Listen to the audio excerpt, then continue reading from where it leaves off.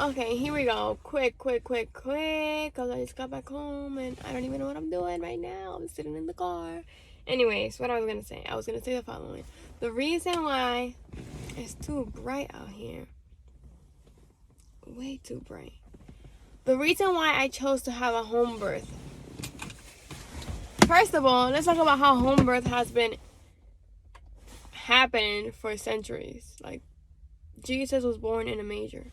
There you have it. Amen. Hallelujah. Praise God. Anyways, I chose to have a home birth because of what a hospital represents to me. Like, I feel like if you're at a hospital, you're sick. Like, there's like some kind of sickness, some kind of like not well type of thing going on. So I chose to have a home birth for that reason. I worked and been in and out of a hospital. I know what it represented for me, and I knew since before even being pregnant, since I was young. I remember being like 16 or 17 and not wanting to ever have kids at a hospital. Like, it was just something that I didn't want from a young age.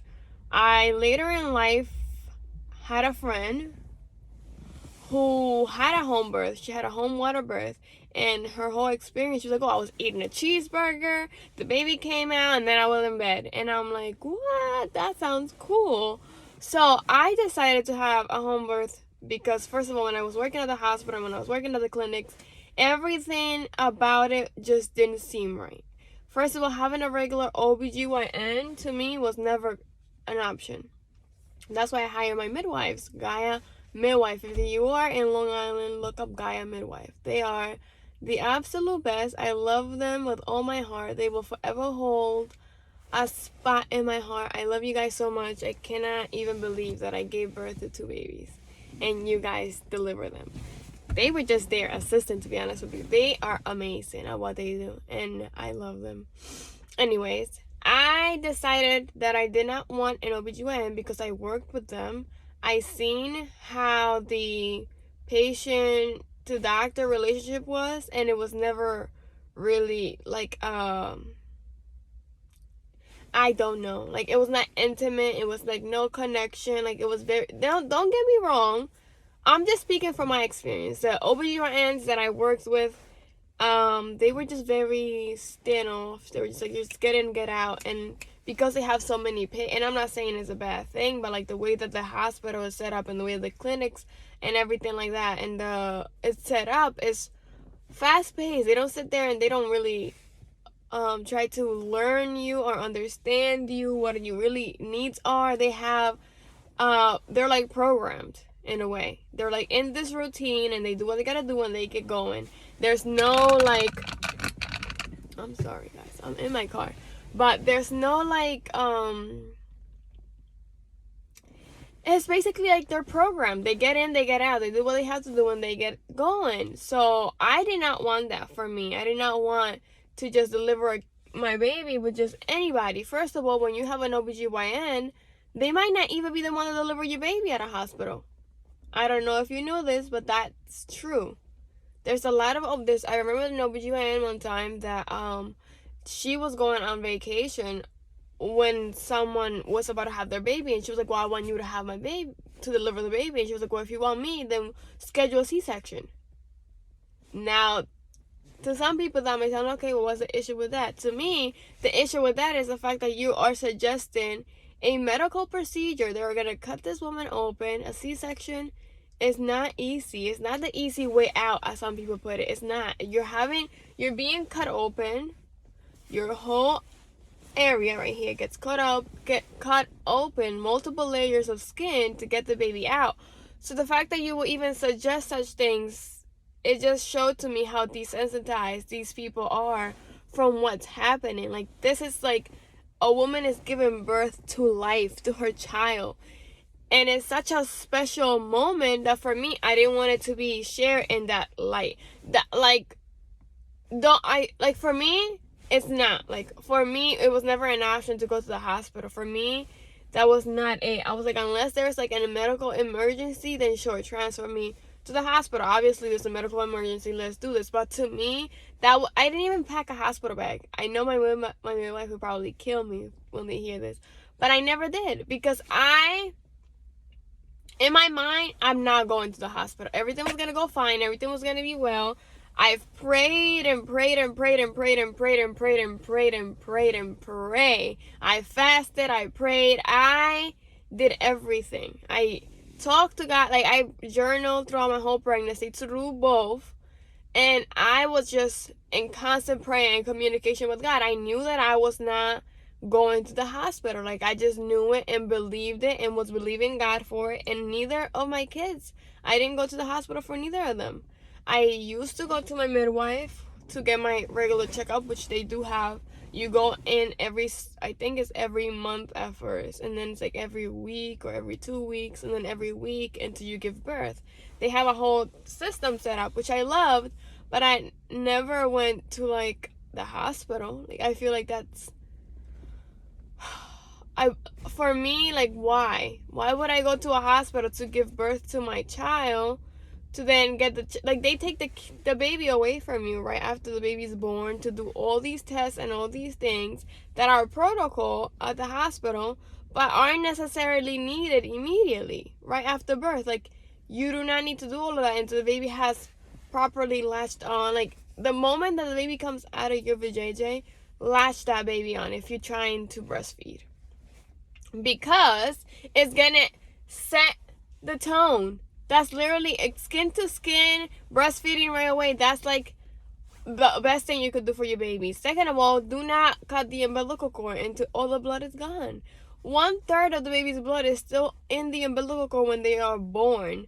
I don't know if you knew this, but it's facts.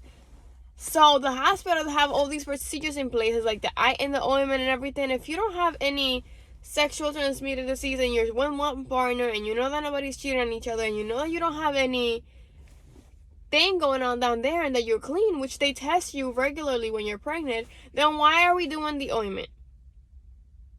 It gives the baby blurry vision. It interferes with breastfeeding. There's so many research behind this, and they still doing it like to every baby, and it makes no sense.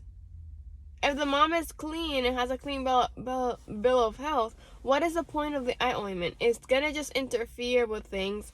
I've seen so many babies with like swollen eyes afterwards and like gushing out like stuff, and it's just like, why are we doing, like, no, leave the baby alone, leave the mom alone. If there is no need for it, don't do it. The vitamin K shot as well. Neither of my kids got it. I gave them the drops because of what else is in the vitamin K shot. There's a bunch of other things that I didn't want none of that in my kid. Why are we shooting them up with medals and they just literally were born? No thank you. Moving on next. It was just all these things that I knew that if I went to the hospital, I was going to end up fighting somebody. Because the hospital and the staff, and I'm not going to tell you how to do your job, but I'm not also going to let you tell me how to do my baby and my delivery and my birth. I'm not going to let you take that from me, and I don't want to have to fight somebody. The fact that they take their baby and they bring them to a whole other room to let the mom leave, and then they do all these tests and procedures while the mom's not there. Like, you're not about to do that to my child. Like, I don't know if my baby's crying. I don't know if the baby's like, I don't know any of this. Or if you go and try and feed my child formula. Like, there's so many people and so many hands that want to like just be all over the place, and sometimes one hasn't fully charged everything, so they go, and it's just like too much for me. So I decided to have a home birth because of how it is, the experience, the whole thing of it all. I literally had both my kids at home. It was the most amazing experience ever. I was in labor for 6 hours from the first contraction, which is like a period cramp, all the way up into like baby's out. With my second one, I was in labor for 4 hours. From beginning to end, and I would never trade it for nothing in the world. With my first one, I did not make it to the pool. The pool was set up and everything, but I thought that I had to use the toilet, and I didn't. When I went to use the toilet, it was the baby crowning. Like, so I actually gave birth to my daughter in the bathroom. My first one. My second one, I fully gave birth to her in the pool because I knew a little better what the pressure was, and I'm like, okay, that's not toilet time, that's baby time. And I was more prepare mentally and physically because I already knew what was going to happen. So it was a little more a smoother transition with my second daughter. That's why I feel like the labor was faster and everything, because I knew what was coming and what to prepare for. Now, I love it because I got to be in my bed. I gave birth, immediately went to bed. My midwife and my husband, they both helped me clean me up. My husband was making me stew, chicken stew, which is what I wanted with my second one. With my first one, I wanted bagels. The moment that labor was over, I wanted a bagel. So my husband got me bagels. So we sat in our bed. We ordered, my mother-in-law, I think, brought the bagels over. So we were home. Like, my husband and I sleep in our bed. Everybody's comfortable. I've already, like, for my second one was the best experience ever because my toddler slept through the whole thing. She slept for 4 hours. No, 3 hours. The first hour that I was in labor was very, like, non-intense. Like, the contractions were coming and going. And me and my daughter were on the yoga balls. What are they called? The exercise ball that you, like, do that on when you're pregnant. I was on that ball with my toddler for like a good hour before my contractions started to get worse, and then that's when she wanted to take a nap. She slept through the whole thing, which was amazing. Something I also had prayed for. I don't know, I feel like I was able to give birth to my babies, be in my own bed, eating my own food, in my own sheets, my own clothes, my own bathroom, like, peace. Like, I got to control, and that is not so much the control of it, but the peacefulness of it. Like, being home, I had sound machine on, my doula was massaging me, like I had access to my fridge was right there. Anything that I wanted, I was eating, snacking on fruits, drinking water, drinking lemonade, because that's what I wanted at the time. I was very, very thirsty, and I made this labor aid. Hey, it's like a lemonade, but it's really good for when you're in labor or the really hot summer days because it has electrolytes and stuff like that in it that helps you keep hydrated. Let me know if you guys want to know the recipe to that. And you can take this if you choose to have a hospital birth. You can. It's clear fluid, so they will allow you to drink this in the hospital. But that's what I love about having a home birth. The fact that I was with my husband, my family came over afterwards, and it was just so peaceful, so enjoyable. I loved every second of it. My midwife are amazing. Like, they cleaned everything up. You couldn't even tell that there was like a whole child being birthed in that home. Everything was just amazing, and I honestly, I wouldn't change it for the world. If I ever had another baby ever again, which I don't think I will, but you never know, I will definitely have another home birth. I've had all 2 home births. If I ever have another baby, will also be a home birth. It's just such an amazing experience. I love every second of it. If you guys have any questions, just hit them down below. Send any questions you guys have. Like this video, subscribe. I am gonna get together 2 or 3 other moms that have recently have kids, and I want them to share their stories. They're different. Everybody has different experience. I had a home birth experience. I'm trying to get somebody who had a C-section, hospital obviously, birth, and somebody who's had a regular hospital birth, whether they chose to be induced or not. I'm trying to have at least 3 or 4 different moms, and them to share their story, and if they will ever do it the same way, if they would change anything, and just give a couple of tips and tricks that they learn through their experience. That's my next video. That's what I want to do next for this channel. It's going to be a lot of moms sharing stuff and God, because I love Jesus. Yes, I do. So that's what I want to do for my next video, guys. I will see you guys in the next video. Hit the like button, subscribe to my channel, send me every and all questions you guys may have, and I will try to answer them. If you're thinking about having a home birth and you have any questions and you want to ask me more questions, send me the questions. I will look through them and I will try to answer them as